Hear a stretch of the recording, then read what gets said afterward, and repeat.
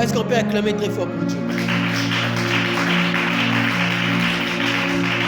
Nous sommes en train de parler d'un sujet très important. Alléluia. Et ce sujet-là, c'est ça qui résume la vie chrétienne. Si tu es un chrétien et que tu ne connais pas ces choses et que tu n'as pas connaissance de ces choses, c'est que tu as raté ta vie chrétienne. Parce que ce n'est pas seulement une semaine, mais cela doit être toute une vie pour nous. Et dans le calendrier ecclésiastique, pendant cette semaine, c'est une semaine qu'on appelle la semaine sainte, où nous voyons la péripétie ou la route du calvaire de Jésus-Christ, ou du jour où on l'a arrêté jusqu'au jour où on va le crucifier. Et après sa mort, on nous montre encore les 3 jours qui s'étaient passés. Alléluia. Et pour sa résurrection. C'est cette semaine que l'Église est en train de commémorer. Voilà pourquoi, bien aimé le Seigneur, d'autres personnes chrétiennes qui sont limitent ces moments comme un moment de la fête. Ils prennent ces moments justement comme un moment de célébration. Mais pourtant, ces moments doivent se manifester dans notre vie tous les jours. Parce qu'il s'agit de la résurrection. Il s'agit d'une plus grande chose que Christ a fait à la croix. Toute la Bible est résumée par ça. Si la Bible a été écrite, la Bible a été écrite à cause de ce qui s'est passé. Pour montrer au monde qu'en tout, si on peut résumer la Bible, on peut dire que la Bible, c'est la démonstration de l'amour. L'amour d'un Dieu puissant qu'il était. Il s'est fait homme pour venir sauver l'humanité dans le ténèbre et afin de les ramener dans le royaume des cieux. Cela commence en Genèse. Le Seigneur, l'Éternel Dieu des armées, il montre à Moïse ce qui s'était passé au jardin d'Éden. Nous tous nous connaissons ce qui s'était passé au jardin d'Éden. Adam, il a péché. Adam et sa femme. Adam et sa femme ont péché. Et à cause de ces péchés, les a fait sortir de la présence et du plan de Dieu. La Bible dit, Dieu nous a fait pour un projet ou un plan de bonheur et non pour un plan de malheur. Mais quand vous constatez que dans le jardin d'Éden, vous allez voir que l'homme avait la nature de Dieu. Parce que la Bible dit, Dieu a créé l'homme à son image et à sa ressemblance. Alléluia. Est-ce qu'on peut acclamer très fort pour Dieu? Dieu nous a créés à son image et à sa ressemblance. Comment est arrivé que l'homme puisse quitter la nature divine qu'il avait et entrer dans la nature de l'homme faillible, un homme faillible, un homme où la balle peut lui transpercer et il meurt? Parce qu'un Dieu ne meurt pas par les balles humaines. Mais qu'est-ce qui a fait que l'homme qui avait la vie éternelle puisse perdre cette vie éternelle, puisse perdre ce corps immortel, afin d'hériter ou de recevoir un corps qui va mourir? C'était le péché. Le péché qui est résumé par la désobéissance d'Adam et Ève. Et le diable, par sa ruse, sachant le plan de Dieu pour l'homme, il a voulu détruire cela, embrouiller l'homme, désorienter l'homme, afin que l'homme ne puisse plus continuer à suivre le chemin de la vie, mais aller vers le chemin de la mort, pour qu'en fin de compte, qu'il meure des fois, qu'il soit emprisonné quelque part dans le feu ardent, souffrir pour une éternité. Le diable a fait ça parce que il ne voulait pas aller dans cet endroit seul. C'est une chose qui peut en faire en sorte que l'homme puisse sortir de la nature divine et hériter la nature mortelle de l'homme. C'était le péché.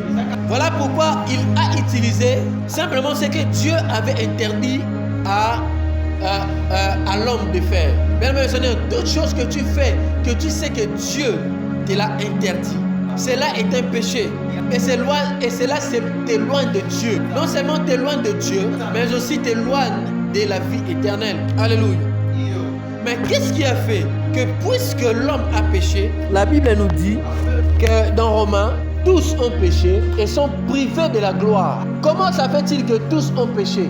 Pourquoi? Parce que Adam et Ève qui ont péché, même toi tu n'étais pas là, mais Adam et Ève, il était comme le premier-né de cette race. Ce sont eux-là qui ont initié la nature que nous portions, que les hommes portent. Alléluia. Voilà pourquoi on appelle cela le premier Adam. Le premier Adam, il a donné forme à toutes les personnes qui portent la même configuration que lui, qui portent le même sang que lui, qui ont été créées par le même processus que lui. Et c'est à partir de là, comme le premier, il pêche, et automatiquement tous les descendants feront quoi? Et aussi vont hériter du péché du premier Adam. Voilà pourquoi la Bible nous dit que le Père ont mangé des raisins. Amen. Mais ce sont les enfants qui ont des dents. Alléluia. Voilà pourquoi, parce que nous portions la nature d'Adam, tout ce que Adam avait eu à faire comme désobéissance, cela a un impact sur ta vie. Mais nous allons voir que dans ces versets, la Bible dit que tous ont péché et sont privés de la gloire. Donc ça dit que le péché t'éloigne de la gloire de Dieu. Le péché t'éloigne de la présence de Dieu. Le péché t'éloigne de tous ces plans merveilleux de Dieu. Mais j'aime la parole. Parce que la Bible dit que par un seul homme, le péché est entré dans le monde à cause de sa désobéissance. Mais il fallait aussi que par un autre homme, que le salut puisse venir dans ce monde. Et le salut est venu par Jésus-Christ. Donc c'est-à-dire que nous avons vu le premier Adam portant la nature pécheresse. Et il fallait qu'il puisse avoir une personne portant la même nature qu'avait Adam, portant le corps, les sentiments qu'avait Adam, afin de se livrer, de se donner pour cela que le diable avait eu à désorienter. Mais dans ce monde, personne n'était digne pour racheter l'homme, pour récupérer l'homme et lui redonner la nature que Dieu avait prévue pour lui. La Bible est en train de nous dire que ni dans le ciel, ni sous la terre, personne était capable de prendre cette tâche-là, était juste de prendre cette responsabilité-là, mourir pour les hommes, afin que les hommes regagnent leur nature. Mais il a fallu que Christ puisse venir, parce que le prophète n'était pas digne, parce que le pasteur n'était pas digne, parce que les apôtres n'étaient pas dignes. Même Jean-Baptiste, lui, qui prêchait la repentance, il n'était pas digne de porter ces fardeaux. Il a fallu qu'il soit qu'un homme, portant la nature divine de Dieu, n'ayant pas les péchés en lui, et ayant résisté face aux tentations qu'il pouvait faire face à lui, afin de ramener et de sauver l'humanité. Bien-aimé dans le Seigneur, personne ne l'a fait, mais seul Jésus-Christ qui l'a fait. Voilà pourquoi ces moments aussi où nous sommes en train de passer la Pâque, ce n'est pas un moment où on peut blaguer, nous chrétiens. Ce n'est pas un moment où nous pouvons croire ou vivre cela comme une fête simplement. Mais Dieu avait lancé, parce que nous commémorons cette semaine, Dieu a lancé le plan de la rédemption et du sauvetage de l'humanité. Mais qu'est-ce que Dieu a fait? Il a pris son Fils unique, Jésus-Christ, il l'a envoyé sur terre pour nous sauver, pour que par son sang, que nous puissions être rachetés. Qu'est-ce que Christ a fait réellement? Mesdames et Seigneurs, Christ a fait le fait de nous racheter. C'est-à-dire quoi? Que nous étions de Dieu. Nous étions de Dieu. Et Dieu, donc nous appartenions à Dieu. On appartenait à Dieu. Ok. On appartenait à Dieu. Et par le péché et la désobéissance, le diable nous a achetés. Le diable nous a achetés par quoi? Le diable nous avait achetés à cause du péché qu'on avait eu à faire.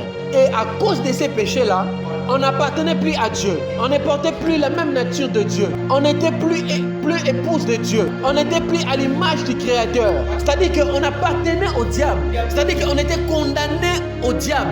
Voilà pourquoi, lorsque Christ est venu, il a fallu qu'il puisse payer la dot. Donc la Pâque, Jésus-Christ a payé la dot. Il a payé ces prix-là, ces prix qui nous condamnaient, ces prix qui nous avaient enlevé de la nature de Dieu, ces prix-là qui nous avaient fait enlever la vie éternelle en nous. Et Christ nous a payé, Christ nous a achetés, Christ nous a rachetés. Mais il nous a rachetés par quoi? Oh my God, j'aimerais dire à une personne qu'il nous a rachetés par un prix plus précieux que tout l'or de ces pays, que tous les diamants, tout l'argent de ce monde. Et ce prix-là, c'est le sang de Jésus. C'est le sang de Jésus. Bien-aimé dans le Seigneur, c'est pour cela que j'aimerais dire à une personne que dans le sang de Jésus, il y a un mystère. Que dans le sang de Jésus, il y a quelque chose de plus précieux. J'aimerais m'attarder sur là pour nous faire comprendre que le prix que le Seigneur nous a payé, que le prix que le Seigneur nous a racheté, ce n'est pas n'importe quel prix. Et comment est-ce que ce prix-là, et qu'est-ce que ce prix-là a fait de nous? Écoutez, lorsque le péché est entré dans le monde, il y a eu comme un virus qui est venu détruire le plan de Dieu dans nos vies. Un virus qui est entré dans le sang humain et qui a détruit tous les projets de bonheur que l'Éternel avait placés dans sa vie.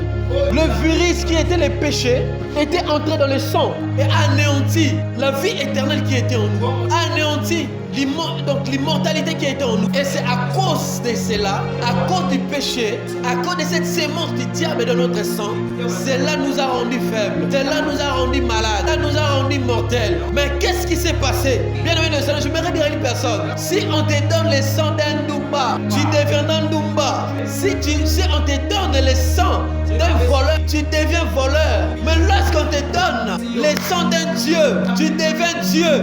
Voilà pourquoi Jésus-Christ, il est venu sur la terre, il a livré son sang, il a versé son sang, il nous a donné son sang pour que dans notre ADN, le virus que le diable avait fait introduire, qui avait fait de nous des hommes, puisse partir afin que nous puissions redevenir de Dieu. J'aimerais dire à une personne, dans ton sang, ce n'est pas le sang humain qui circule. Ce n'est pas le sang d'un homme qui circule. Ce n'est pas le sang de ton père qui circule. Mais c'est le sang de Dieu. Un Dieu, on ne le tue pas. Par la main des hommes. Je suis en train de prophétiser dans la vie d'une personne. Parce que tu as le sang de Jésus. Parce que tu as cru en Jésus-Christ. Les sorciers peuvent se lever. Ils peuvent te faire la guerre. Mais ils ne te vaincront pas. Parce qu'on ne peut pas tuer Dieu. On ne peut pas tuer Dieu. On ne peut pas tuer Dieu. Ta tête ne sera pas coupée. Alléluia. Parce qu'en toi tu portes le sang. Tu portes le sang divin. Le sang d'un Dieu. Oh my God. Dieu est tellement merveilleux. Il nous a rendus divins. Voilà pourquoi si tu crois en lui, comme ton Seigneur et ton Sauveur, bien-aimé dans le Seigneur, j'aimerais te dire que tu es un Dieu.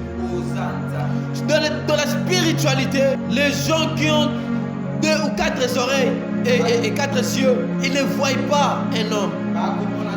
Ils ne voient pas une femme. Mais ils voient un Dieu. Dans le monde spirituel, la vie d'un homme est comme dans un film. Qu'est-ce qu'ils font? Ils prennent ces fils-là et ils prennent les ciseaux. Et s'ils décident pour toi que tu puisses mourir, ils vont simplement couper ces fils. Et quand ils vont couper ces fils, et puis on va avoir la nouvelle que tel est mort.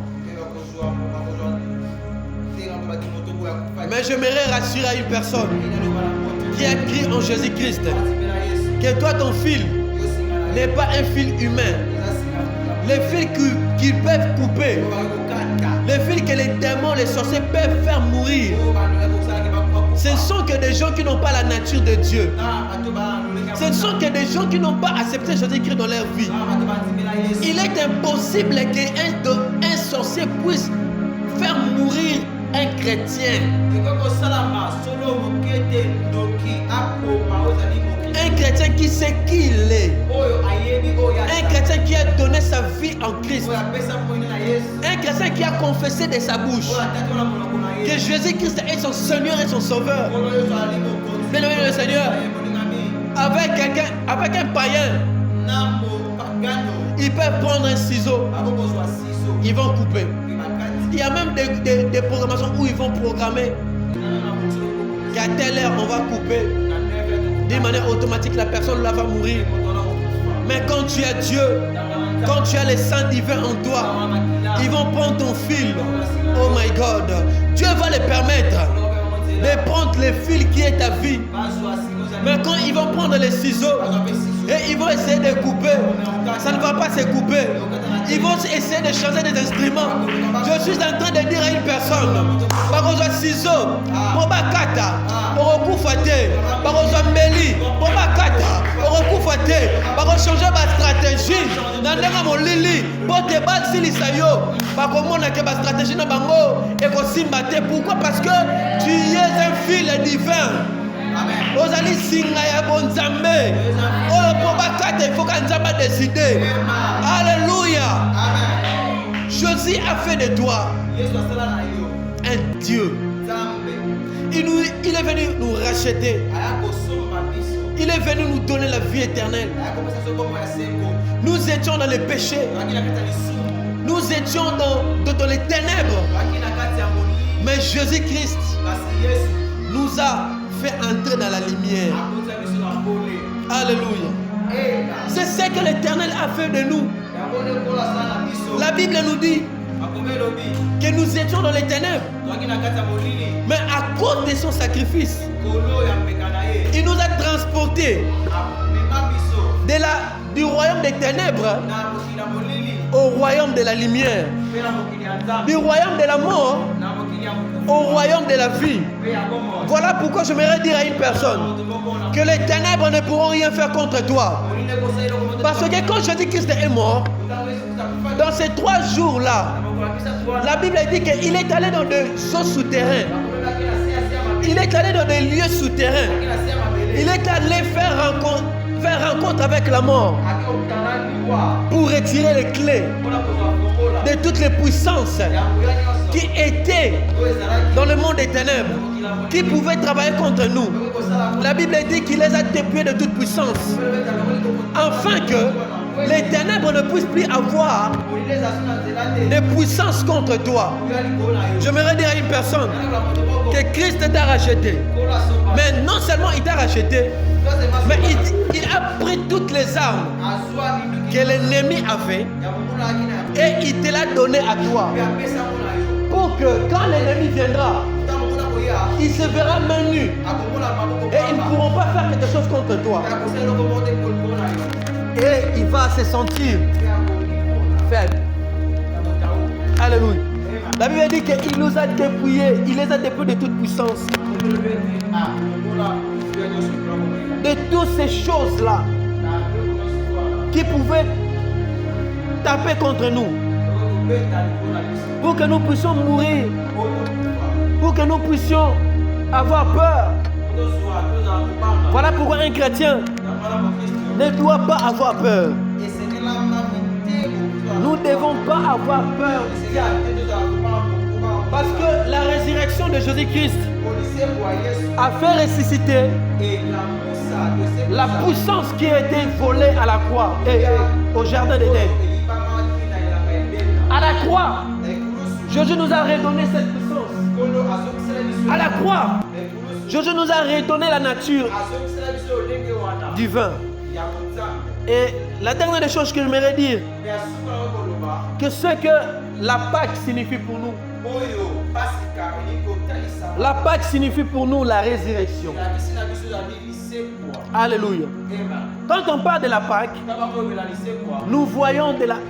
Donc, cela est résumé par la mort et la résurrection de Jésus-Christ.